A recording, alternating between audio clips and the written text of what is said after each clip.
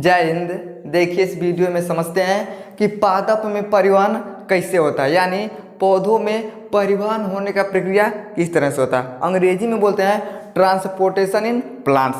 अब हम समझते हैं कि पौधों का मुख्य काम क्या होता है। देखिए जो पादप होते हैं सबसे बड़ा काम क्या होता है, तो ये ऑक्सीजन को क्या करते हैं, छोड़ते हैं और कार्बन डाइऑक्साइड को क्या करते हैं, ग्रहण करते हैं। तो पौधों में सबसे बड़ा काम यही होता है कि ये ऑक्सीजन को क्या करता है, सब छोड़ देता है हमारे लिए, और कार्बन डाइऑक्साइड क्या करते हैं, ग्रहण करते हैं। लेकिन देखिए प्रकाश के द्वारा क्या करते हैं, अपना भोजन बनाते हैं। आप किसी को देखे हैं कि कोनो आदमी ले जाके पौधा को भोजन खिलाता है? नहीं खिलाता है। ये किसके माध्यम से अपना भोजन बनाते हैं, तो प्रकाश के माध्यम से। चलिए ध्यान समझिए क्या बाबू, तो ये प्लांट्स का इमेज है। देखिए है क्या है, यहाँ पे सूर्य उगल है। अब जैसे सूर्य उगता है तो सूर्य से क्या निकलता है, तो प्रकाश निकलता है, और इसी प्रकाश से जो पौधा होता है ये क्या करता है, अपना भोजन बना लेता है। तो पौधे अपना भोजन किससे बनाते हैं, तो ये प्रकाश से बनाते हैं। देखिए उसमें क्या होता है, क्लोरोफिल होता है, और जो भोजन होता है ना ये विशेष रूप से पत्तियों में बनता है। देखिए अगर पत्ता नहीं रहेगा ना, है बेचारा एकदम झुरा के इसे इतना चेयर देगा,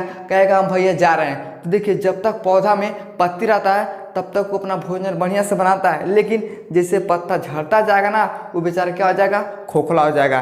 तो जब तक पौधों में पत्ता है तब तक वो क्या करते हैं, अपना भोजन बनाते रहते हैं। समझ में आ गया। अब देखिए पादप का निर्माण यानी पौधों का निर्माण कैसे होता है, तो नाइट्रोजन, फास्फोरस तथा खनिज लवण क्या होते हैं, मृदा से प्राप्त होते हैं। मृदा का मतलब क्या होता है, मिट्टी। अब यहाँ समझिए, देखिए ऐसा क्या है भैया, जिसे हम बोलते हैं मृदा। तो जो पौधा होता है ना, देखिए पौधा जो होता है इसका निर्माण नाइट्रोजन, फास्फोरस और खनिज लवण से होता है। लेकिन ये सब कहाँ पाया जाएगा, तो मृदा में पाया जाएगा, यानी मिट्टी में पाया जाएगा। नाइट्रोजन, फास्फोरस, खनिज लवण ये सब कहाँ पाए जाएंगे, तो मिट्टी में पाए जाएंगे, और इसी से क्या हो जाएगा, तो पौधों का निर्माण हो जाएगा। अब देखिएगा जब भी आप पौधा लगाइएगा तो मिट्टी में लगाइएगा। आप कहिएगा नहीं हम शीशा पे पौधा लगाएंगे तो घंटा जंप नहीं करेगा, वो जमीन के अंदर होना चाहिए। कहाँ होना चाहिए, तो ये सब चीज़ें कहाँ मिलते हैं, तो मिट्टी में मिलते हैं, जिसके कारण जो पौधा होता है क्या करता है, ये विकास करता है। समझ आ गया।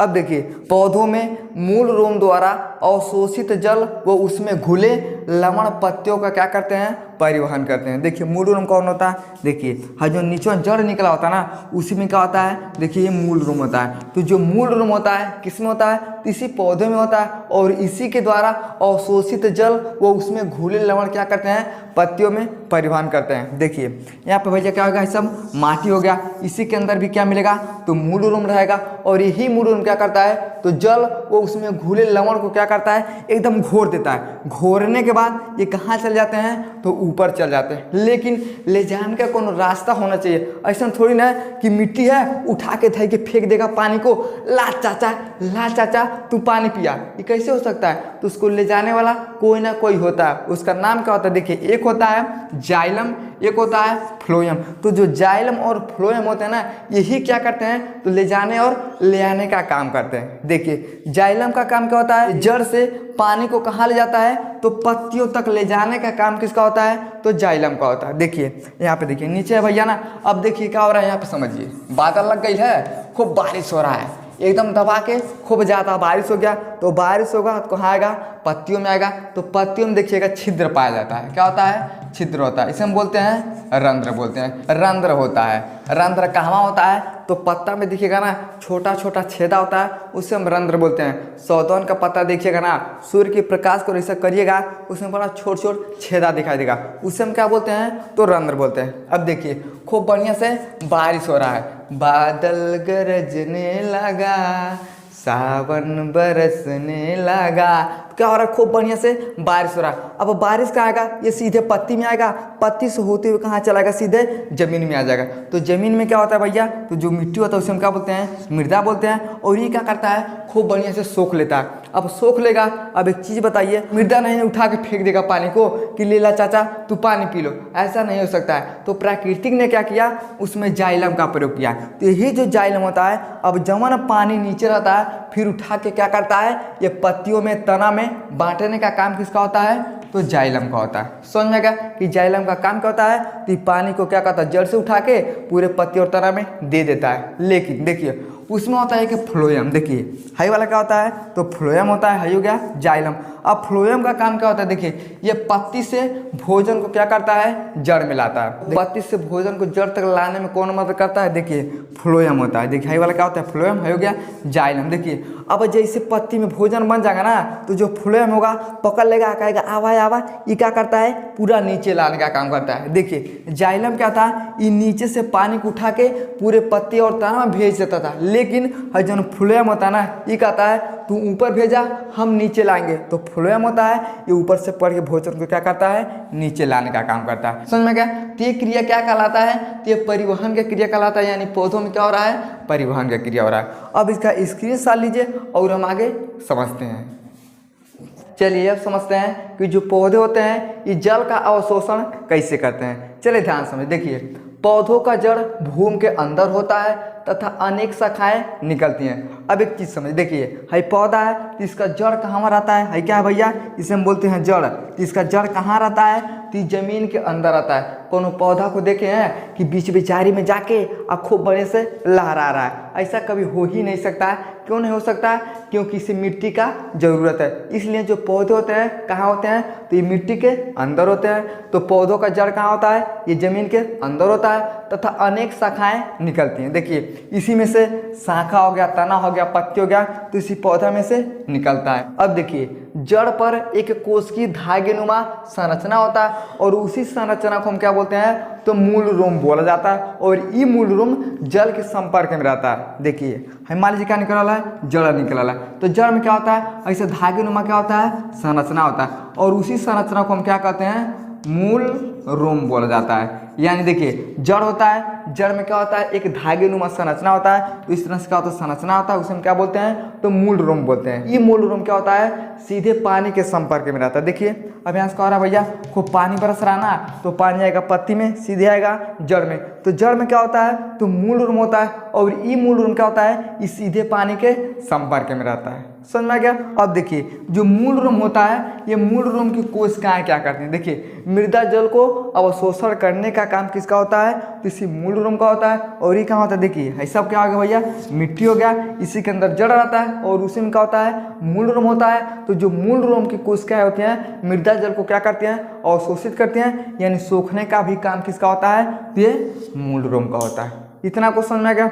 अब देखिए अब हम समझते हैं कि खनिज लवण का अवशोषण पौधों में कैसे होता है। देखिए जड़ों द्वारा मृदा से उन्हीं खनिज लवण का अवशोषण होता है जो मृदा में क्या होते हैं, घुल रहते हैं। देखिए कह रहा है कि खनिज लवण का जो अवशोषण होता है ना, ये जल द्वारा उन्हीं का अवशोषण होगा जो पानी और मृदा में घुले रहेंगे। अब एक चीज़ बताइए, हम यहाँ पर रख देना है पत्थर है, खूब पत्थर रख देते हैं जमीन के अंदर। अब मान लीजिए हम पत्थर रख देते हैं, ईंटा रख देते हैं, ये बेचारा पौधा उसे अवशोषित नहीं कर सकता है। कैसे नहीं कर सकता है, तो उसको क्या चाहिए, घुलने वाला चाहिए। अगर पानी और मिट्टी एक में घुल जाएगा तब तो अवशोषण हो जाएगा, लेकिन हम पत्थर रख देंगे, ईंटा रख देंगे, कंकड़ रख देंगे, तो जो पौधा होता है ना उसे ये सोख नहीं सकता है, अपने में मिला नहीं सकता है। अब मान लीजिए आप खाना खाते हो, खाना आपको खाने के लिए क्या बना है, तो दाल भात सब्जी रोटी है। हम कहेंगे नहीं अभी ईंटा खाओ, तुम पत्थर खाओ, तो खाइएगा तो पचेगा, पचवा नहीं करेगा, आपका तबीयत भी खराब कर देगा। उसी तरह से जो हमारा जमीन में इसका जो जड़ होता है ना, ये किसका अवशोषण कर सकते हैं, तो देखिए ये खनिज लवण का अवशोषण करते हैं जो मृदा में घुल जाते हैं। यानी जो भी चीज़ मिट्टी में घुल जाता है उसी का ये अवशोषण कर लेते हैं। तो कौन घुल जाता है, तो मिट्टी में देखिएगा पानी घुल जाएगा, मिट्टी में नमक घुल जाएगा, तो ये सब घुल जाते हैं तो इनका अवशोषण हो जाता है। लेकिन जो चीज़ मिट्टी में नहीं घुलेगा तो उसका अवशोषण ये नहीं कर सकता। समझ में गया। यानी देखिए ये खनिज लवण का अवशोषण कर सकता है और दूसरे चीज़ का अवशोषण ये नहीं कर सकता है। अब समझते हैं कि पौधों में जल खनिज स्थानांतरण रसारोहण का प्रक्रिया किस तरह से होता है। चलिए ध्यान से देखिए, पौधों में जल खनिज लवण अवशोषित होकर जाइलम द्वारा तने पत्ती तक जाते हैं और उसी क्रिया को हम क्या बोलते हैं, तो रसारोहण बोलते हैं। देखिए है क्या बाबू, तो है जाइलम है। जाइलम का काम क्या होता है, देखिए इस जड़ से पानी और खनिज लवण को क्या करता है, ऊपर भेजता है। कहाँ भेजता है, तो पत्तियों में भेजने का काम किसका होता है, तो जाइलम का होता है। तो जैसे ये पानी लवण खनिज को उठा के पत्ती में भेज देता है ना, तो भेजने का जो प्रक्रिया होता है, जो प्रोसेस होता है, उसे हम क्या बोलते हैं, तो रसारोहण रोहड़ बोलते हैं। यानी जो जाइलम होता है जैसे पानी खनिज लवण को उठा के पूरे पत्ती तना में भेज देता है, उस क्रिया को हम क्या बोलते हैं, तो रसा रोहड़ कहते हैं। अब देखिए जाइलम पूर्ण रूप से वृक्ष पत्ती तक ये नहीं ले जा सकता है, तो जो पौधे होते हैं ना ये वाष्प उत्सर्जन का क्रिया करते हैं। एक चीज देखिए है जो जाइलम होता है ना, अब ऐसा नहीं है कि जो जाइलम है ये जड़ से पानी को उठाएगा तो सज्जू में भेज देगा, कहीं कहीं क्या कर सकता है ये अधूरा छोड़ देता है, पूरा नहीं पहुंच पाता है। अब एक चीज बताइए, जाइलम का काम है पानी को खनिज को लवण को उठाएगा पूरे पत्ती में भेज देगा, लेकिन जब जाइलम ऐसा नहीं कर पाता है, पूर्ण रूप से हमारे पौधे में भोजन को नहीं पहुंचा पाता ना, तो जो पौधे होते हैं ये स्वयं कहते हैं कि अब चाचा तुम्हारा काम खत्म हो गया, तुम हमें पूर्ण रूप से भोजन नहीं दे सकते हो, अब हमें खुद करना पड़ेगा। तो जो पौधे होते हैं ये क्या करते हैं, खुद से वाष्प उत्सर्जन का क्रिया करते हैं, और जैसे वाष्प उत्सर्जन का क्रिया करते हैं तो पूरे पत्ती में पूरे शाखा में क्या होता है, पानी खनिज लवण पहुंच जाता है। देखिए अब यहाँ समझिए सूर्य का प्रकाश है, अब जैसे घाम होगा ना तो क्या होगा, ये पूरा उठा देगा। अब जब खुद से वाष्प उत्सर्जन का क्रिया होता है ना तो पूरे पत्तियों में क्या होता है, पानी भोजन चला जाता है, और फिर वाष्प उत्सर्जन की क्रिया से क्या हो सकता है, वायुमंडल में चला जाता है। तो देखिए जो पौधे होते हैं जब हमारा जाइलम पूर्ण रूप से काम को नहीं कर पाता है तो ये क्या करते हैं, वाष्प उत्सर्जन की क्रिया करते हैं और खुद से अपना काम को कर लेते हैं। समझ में आ गया इतना? अब इसका स्क्रीनशॉट लीजिए, थोड़ा और हम आगे समझते हैं। चलिए अब समझते हैं कि पौधों में वाष्प उत्सर्जन कैसे होता है। चलिए ध्यान से देखिए, जीवित पौधे अनावश्यक जल को क्या करते हैं, वो वाष्प के रूप में बाहर करते हैं, और जैसे बाहर करते हैं उसे हम क्या बोलते हैं, वो वाष्प उत्सर्जन बोलते हैं। देखिए हर एक चीज जीवित में ही संभव है। अब मान लीजिए आदमी जी रहा है, खा रहा है, पी रहा है, बोल रहा है, घूम रहा है, अब मर जाएगा तो क्या करेगा भैया, कुछ नहीं कर पाएगा। केवल मरने के बाद एक ही काम होता है कि दूसरों का भोजन बन सकता है लेकिन खुद भोजन नहीं कर सकता है। उसी प्रकार से जब पौधा बेचारा सड़ जाएगा, गल जाएगा, तो ये भोजन दूसरों का बन सकता है लेकिन खुद भोजन नहीं कर सकता है। तो सब जीवित में ही क्या होता है, निर्भर होता है। देखिए जो पौधे होते हैं ये जीवित पौधे अनावश्यक जो भी खराब चीज होता है ना, ये क्या करते हैं, वो वाष्प के रूप में बाहर भेजते हैं, और जैसे वाष्प के रूप में बाहर भेजते हैं उसे हम क्या बोलते हैं, वाष्प उत्सर्जन। जैसे हम लोग खाते हैं दाल भात सब्जी रोटी पूरी कचौड़ी, तमाम चीज़ क्या करते हैं, आराम से खा लेते हैं। खाने के बाद हम क्या करते हैं, उत्सर्जन का क्रिया करते हैं, जो भी अपशिष्ट पदार्थ होता है बाहर निकल जाता है। उसी तरह से पौधों में होता है, जो भी खराब चीज़ होता है वो क्या होता है, वो वाष्प उत्सर्जन के माध्यम से बाहर निकल जाता है। समझ में आ गया? अब देखिए अगर मान लीजिए 100% पानी है तो 95% वाष्प बन के उड़ जाता है, 5% क्या होता है, पौधा में रह जाता है। देखिए है क्या भैया, पौधा। अभी क्या करेगा ना, अगर 100% इसके अंदर पानी रहेगा तो 95% वाष्प बन के उड़ जाता है, लेकिन 5% ये अपने अंदर ले लेता है। कहता है अगर 100% हम दे देंगे हम कैसे खाएंगे, कैसे जिएंगे, तो 5% क्या करता है, अपने अंदर रोक लेता है। तो ये काम किसका होता है, तो पौधों का होता है। 5% जल्दी क्या करता है, अपने अंदर सोख लेता है। समझ में आ गया? अब देखिए रात में वाष्प उत्सर्जन नहीं होता है, लेकिन दिन के समय रंध्र खुले होते हैं तो वाष्प उत्सर्जन हो जाता है। अब भैया रात में कैसे होगा, अब अंधार रहेगा, सूर्य का प्रकाश सही बा नहीं करेगा। अब जो सूर्य का प्रकाश पौधा पे यही बा नहीं करेगा तो बेचारा अपना भोजन भी नहीं बना सकता है। तो रात में वाष्प उत्सर्जन का क्रिया नहीं होता है। लेकिन देखिएगा जैसे दिन होगा ना, तो दिन होगा तो क्या होगा, सूर्य उग जाएगा। अब जैसे सूर्य होगा तो प्रकाश निकलता है, तो जैसे प्रकाश निकलता है ना तो जो रंध्र होते हैं ये खुल जाते हैं। रंध्र किसमें होते हैं, देखिए है पत्तियां है, पत्ती में क्या होता है, तो जो छोटा छोटा छिद्र होता है उसे हम क्या बोलते हैं, रंध्र बोलते हैं। तो जो रात में होता है ना, जब रात में सूर्य का प्रकाश उगेगा नहीं तो ये बेचारा काम नहीं कर पाता, लेकिन जैसे दिन होता है जब इससे प्रकाश पड़ता है ना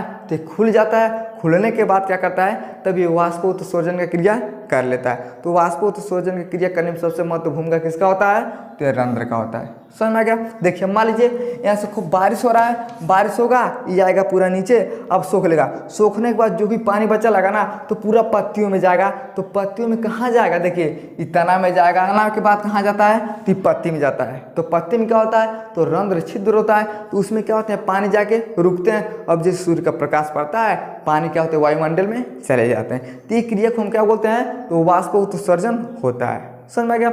अब देखिए भोजन तथा पादप में स्थानांतरण कैसे होता है। देखिए पादप भिन्न प्रकार के क्रिया होते हैं और ये जैविक क्रिया ऊर्जा को क्या करता है, आवश्यक करते हैं। जो पौधे होते हैं इसमें जैविक क्रिया क्या होता है, आवश्यक होता है। पौधे पृथ्वी से जल क्या करते हैं, ऊर्जा लेते हैं। अब देखिए सब कुछ भैया पृथ्वी पे है, हम भी किस पे हैं, तो पृथ्वी पे हैं। पौधे किस पे हैं, तो पृथ्वी पे। अब जब पौधा पृथ्वी पे है तो कहाँ रहेगा, ये जमीन के अंदर ही रहेगा। तो पृथ्वी से जल ऊर्जा लेते हैं। अब जैसे बुन्नी बरसेगा आएगा सीधे नीचे, अब जब नीचे आएगा तो जाइलम के माध्यम से ये जाएगा पौधों में। ये सब क्या करते हैं, उसी से अपनी ऊर्जा को भी लेते हैं। समझ में आ गया। देखिएगा एक चीज़ होता है फ्लोएम, ये वाला क्या होता है, फ्लोएम होता है। फ्लोएम क्या करता है, अमीनो अम्ल पादप को क्या करता है, परिवहन करता है और विशेष रूप से फल तथा पौधे में वृद्धि के अंग तक ले जाने का काम किसका होता है, तो फ्लोएम का। किसको ले जाता है, तो अमीनो अम्ल को। कौन ले जाता है, तो फ्लोएम ले जाता है। देखिए है क्या होता है बाबू, तो फ्लोएम होता है। तो जो फ्लोएम होता है अमीनो अम्ल को क्या करता है, पादप तक परिवहन करता है। देखिए जो अमीनो अम्ल होता है ना, ये बहुत काम करता है। काम क्या करता है, तो फल तथा पौधे की जो वृद्धि अंग होते हैं ना, इसी का क्या होता है, महत्वपूर्ण भूमिका निभाता है। ये बढ़ाने का काम करता है। तो देखिए यही जो फ्लोएम होता है ना, यही अमीनो अम्ल क्या करता है, इसमें परिवहन करने का काम करता है। और जैसे परिवहन करता है तो फल और फूल जो भी वृद्धि होते हैं सब किसके माध्यम से हो जाते हैं, तो अमीनो अम्ल के माध्यम से। समझ में गया। लेकिन अमीनो अम्ल को परिवहन कौन करवाता है, तो यही फ्लोएम करवाता है। समझ में गया। तो ये सब जो क्रिया होता है उसी क्रिया को हम बोलते हैं पादप में परिवहन। देखिए वाष्पोत्सर्जन हो गया, भोजन तथा पादप में हो गया। तो ये सब क्रिया क्या हो रहा है, तो पादप में परिवहन होने का क्रिया हो रहा है। और इसी को हम क्या बोलते हैं, तो ट्रांसपोर्टेशन इन प्लांट्स बोला जाता है। समझ में गया। आई होप आपको समझ में आ गया होगा कि पादप में परिवहन किस तरह से होता है। समझ में आ गया तो वीडियो को लाइक शेयर सब्सक्राइब जरूर करें। जय।